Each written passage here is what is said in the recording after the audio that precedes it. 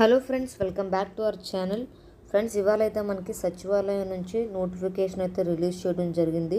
ఈ యొక్క నోటిఫికేషన్కి సంబంధించి జస్ట్ మీకు 12th క్వాలిఫికేషన్ ఉంటే సరిపోతుంది. మెయిల్ అండ్ ఫీమేల్ ఎవరన్నా కూడా ఈ యొక్క నోటిఫికేషన్కి అయితే అప్లై చేసుకోవచ్చు. ఈ యొక్క నోటిఫికేషన్కి సంబంధించి కంప్లీట్ ఇన్ఫర్మేషన్ అయితే వీడియోలో మీకు ఎక్స్ప్లెయిన్ చేస్తాను. కాబట్టి వీడియోని ఎక్కడ కూడా స్కిప్ చేయకుండా లాస్ట్ వరకు కూడా చూసి క్వాలిఫికేషన్ నుండి ఇంట్రెస్ట్ ఉంటే వెంటనే అప్లై చేసుకోండి. ఫ్రెండ్స్, ముందుగా వీడియో చూస్తున్న ప్రతి ఒక్కరికి కూడా ఒకే ఒక రిక్వెస్ట్ ఏంటంటే, ఫస్ట్ టైం కనుక మీరు మన ఛానల్ చూస్తున్నట్టయితే మన ఛానల్ అయితే సబ్స్క్రైబ్ చేసుకోండి. అదేవిధంగా వీడియోని కూడా లైక్ చేసి మీ ఫ్రెండ్స్కి కూడా షేర్ చేయండి. ఫ్రెండ్స్, ముందుగా నోటిఫికేషన్ డీటెయిల్స్లోకి వెళ్ళినట్టయితే ఈ యొక్క నోటిఫికేషన్ మనకి తిరువనంతపురం నుంచి అయితే నోటిఫికేషన్ అయితే రిలీజ్ చేశారు. ఈ యొక్క నోటిఫికేషన్కి సంబంధించి opening date of online application అని చెప్పేసి ఇచ్చారనమాట. February 1st నుంచి మనకి ఆన్లైన్ అప్లికేషన్ అనేది స్టార్ట్ అయ్యింది. సో ఇంకా ఎవరైనా అప్లై చేసుకోకుండా ఉంటే మీరైతే ఆన్లైన్లో అప్లికేషన్స్ అనేవి పెట్టుకోవచ్చు అనమాట. అయితే ఆన్లైన్లో అప్లికేషన్స్ పెట్టుకోవడానికి మనకి లాస్ట్ డేట్ వచ్చి March 3rd అనమాట. సో March 3rd లోపే మీరైతే ఆన్లైన్లో అప్లికేషన్స్ అనేవి సబ్మిట్ చేసుకోవాలి. సో March 3rd టైం ఉందని చెప్పేసి లేట్గా పెట్టుకున్నట్టయితే సో కొంతకాలం వరకు అయితే మనకి సమ్ టైమ్స్ మనకి సర్వర్ బిజీ వల్ల మీరు అప్లై చేసుకోకపోవచ్చు అనమాట. సో March 3rd లోపే మీరైతే ఆన్లైన్లో అప్లికేషన్స్ అనేవి సబ్మిట్ చేసుకోవాల్సి ఉంటుంది.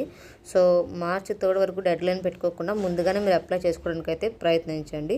ఆన్లైన్లో పాటు అదేవిధంగా మీరు ఆఫ్లైన్ ద్వారా కూడా మీరైతే అప్లికేషన్స్ అనేవి పంపించాల్సి ఉంటుంది. ఆఫ్లైన్లో అంటే హార్డ్ కాపీ అనేది పంపించాల్సి ఉంటుంది. ఆఫ్లైన్ ద్వారా మీరు అప్లికేషన్స్ సబ్మిట్ చేయడానికి లాస్ట్ డేట్ వచ్చి మనకి March 14th అనమాట. సో March 14th లోపే మీరైతే ఆఫ్లైన్లో కూడా అప్లికేషన్స్ అనేవి సబ్మిట్ చేయాల్సి ఉంటుంది. సో రెండు విధాలుగా కూడా మనం పంపించాలి. ఆన్లైన్లో అప్లై చేసుకోవాలి, అదేవిధంగా ఆఫ్లైన్ ద్వారా కూడా మనమైతే మన యొక్క నోటిఫికేషన్ డీటెయిల్స్ మన జెరాక్స్ కాపీస్ అన్నీ కూడా సబ్మిట్ చేయాల్సి ఉంటుంది. సో ఎక్కడికి ఈ యొక్క హార్డ్ కాపీస్ తీసుకెళ్ళాలి, సబ్మిట్ చేయాలి అనుకున్న డీటెయిల్స్ కూడా ఫర్దర్గా వీడియోలో అయితే మీకు ఎక్స్ప్లెయిన్ చేస్తాను. ఈ నోటిఫికేషన్కి సంబంధించి చాలా రకాలుగా పోస్టులు అయితే ఉన్నాయి. So technical assistant, technician, junior stenographer, junior secretary assistant జనరల్కి సంబంధించి, junior secretariat assistant financial and అకౌంట్స్కి సంబంధించి, అదేవిధంగా జూనియర్ సెక్రటరీ అసిస్టెంట్కి సంబంధించి, హిందీ ట్రాన్స్లేటర్కి సంబంధించి చాలా విధాల పోస్టులు అయితే ఉన్నాయి. సో ఈ యొక్క పోస్టులు అన్నింటిలో కూడా మనకి డిఫరెంట్ టైప్స్ ఆఫ్ ఎడ్యుకేషన్ క్వాలిఫికేషన్స్తో మనకి జాబ్ పోస్టులు అనేవి మెన్షన్ చేయడం జరిగింది. అయితే మనకి క్యాస్ట్ల వారీగా కూడా నెంబర్ ఆఫ్ వేకెన్సీస్ డీటెయిల్స్ అయితే ఇదే నోటిఫికేషన్లో మెన్షన్ చేశారు. ముందుగా ఇంటర్ క్వాలిఫికేషన్తో ఉన్న పోస్టుల డీటెయిల్స్ చూసుకున్నట్టయితే జూనియర్ స్టెనోగ్రాఫర్కి సంబంధించి మీరు కేవలం ఇంటర్ పాస్ అయితే సరిపోతుంది. దాంతోపాటు మీకు స్టెనోగ్రఫీకి సంబంధించిన స్కిల్స్ ఉంటే మీరైతే ఒక జూనియర్ స్టెనోగ్రాఫర్కి సంబంధించిన పోస్టులకు అయితే మీరు అప్లై చేసుకోవచ్చు.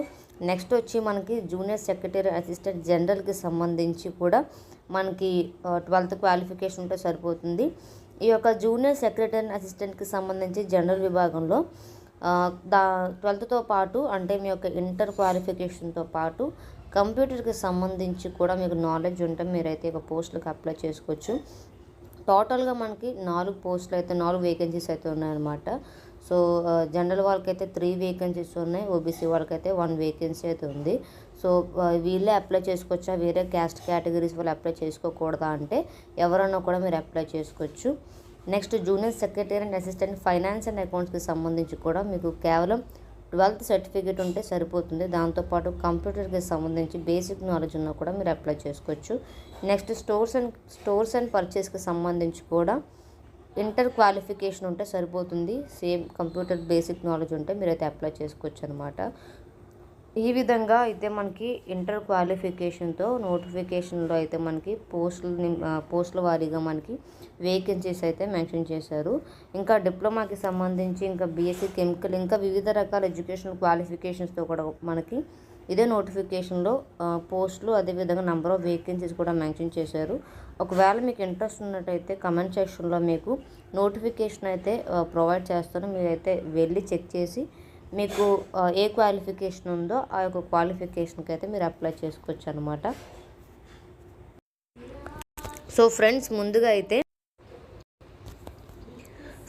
ముందుగా జూనియర్ సెక్రటేరియట్ అసిస్టెంట్కి జనరల్కి సంబంధించి మనకి ఒక రిటర్న్ ఎగ్జామినేషన్ అయితే కండక్ట్ చేస్తారనమాట. సో ఓఎంఆర్ బేస్డ్ అయినా అవ్వచ్చు, లేదంటే కంప్యూటర్ బేస్డ్గా అయినా ఎగ్జామ్ అనేది జరగవచ్చు. అయితే మల్టిపుల్ చాయిస్లో మనకి ఎగ్జామినేషన్ అనేది జరుగుతుంది.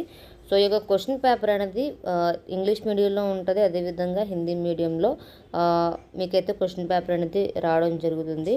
టోటల్గా వచ్చి మనకి 200 క్వశ్చన్స్ అయితే ఉంటాయి.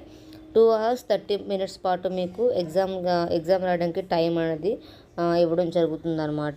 సో పేపర్ 1 వచ్చేసి మనకి 90 minutes మెంటల్ ఎబిలిటీ టెస్ట్ అనేది ఉంటుందన్నమాట. 100 క్వశ్చన్స్ 200 మార్క్స్ అనమాట.